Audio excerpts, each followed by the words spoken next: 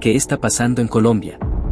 Una fuerte formación de nubes de lluvia se pueden observar en las costas del oeste, las cuales están desatando fuertes precipitaciones acompañadas de actividad eléctrica, aunque la temporada de invierno se encuentra lejos.